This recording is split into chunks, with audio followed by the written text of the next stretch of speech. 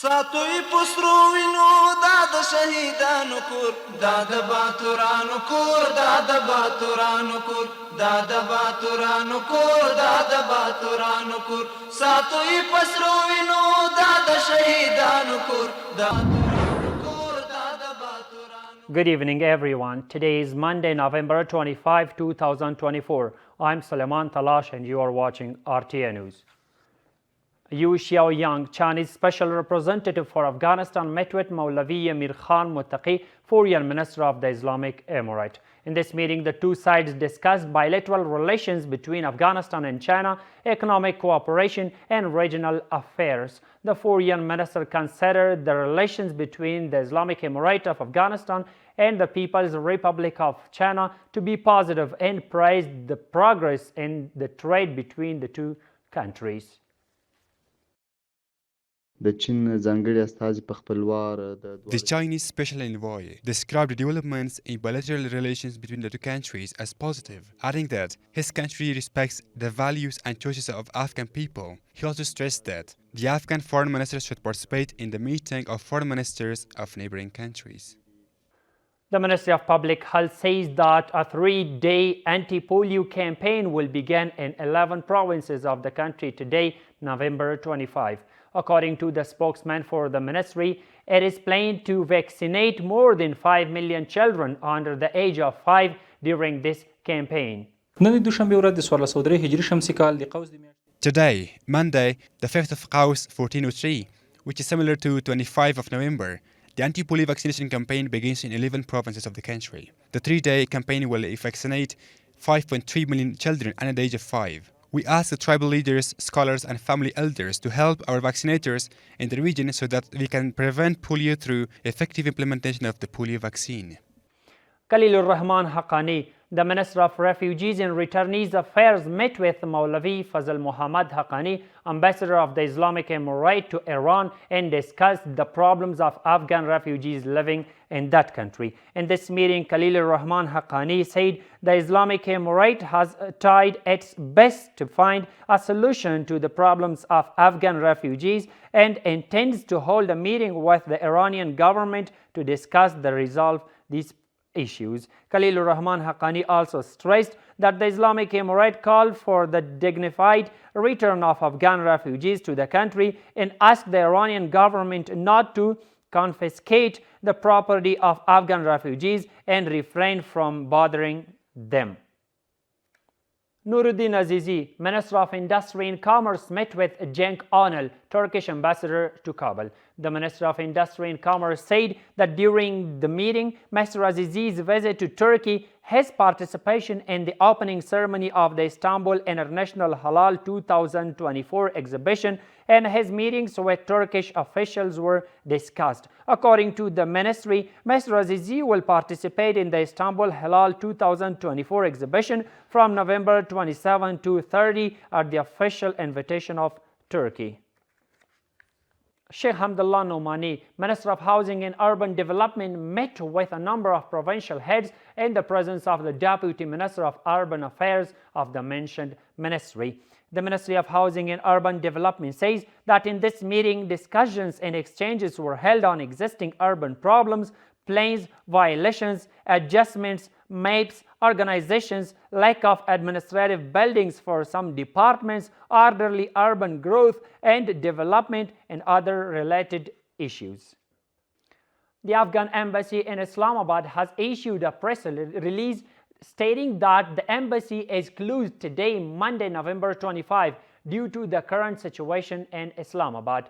For the past 2 days, protests have been going on in Pakistan by supporters of Imran Khan, the former Prime Minister, demanding his release from prison, with all roads leading to the capital Islamabad closed, and internet and telephone services have also been suspended.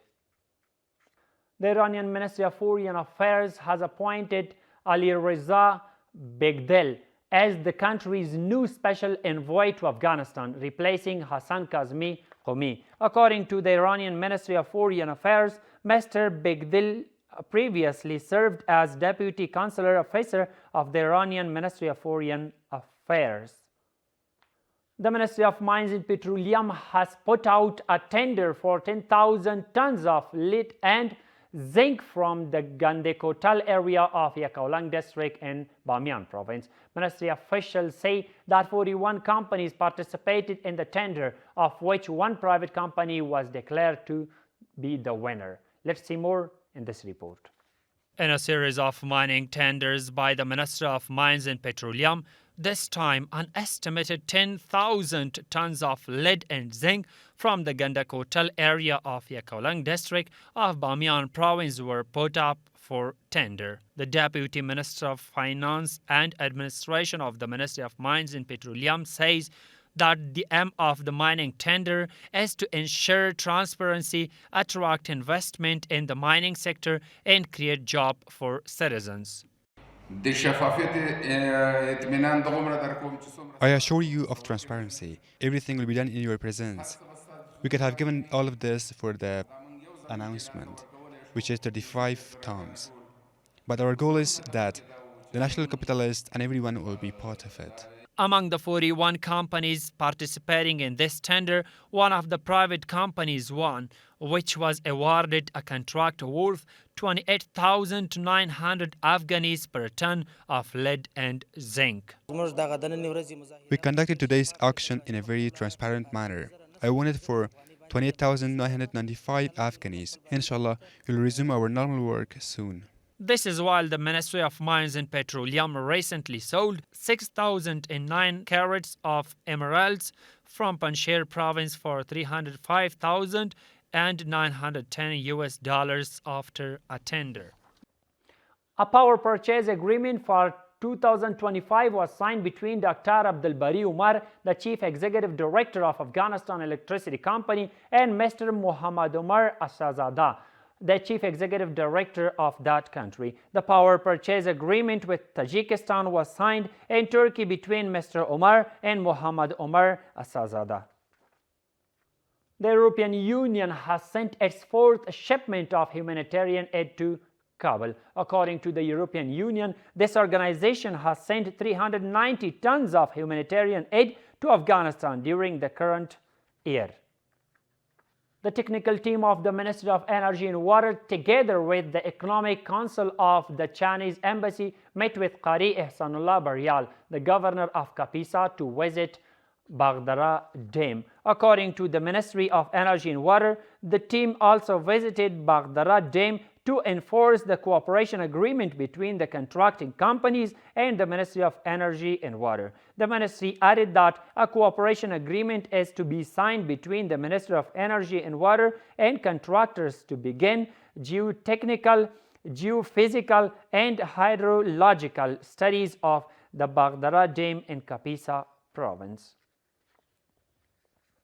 The National Disaster Preparedness Agency issued a statement saying that, unfortunately, floods have occurred in the 6 northern provinces of Balkh, Faryab, Saripol, Baghlan, Kunduz, and Takhar, causing heavy losses to our compatriots in some districts. The director of the National Disaster Preparedness Agency has instructed the disaster management directorates of the mentioned provinces to reach the affected families in flood-affected areas sooner and take urgent measures for the victims in the cooperation with the Provincial Disaster Preparedness Department and partner institutions. In this statement, all government and foreign institutions are invited to provide any kind of assistance to the victims, either on their own or through the National Disaster Preparedness Department. That's all for tonight. Thank you so much for watching. Stay with us to stay updated. Have a good night.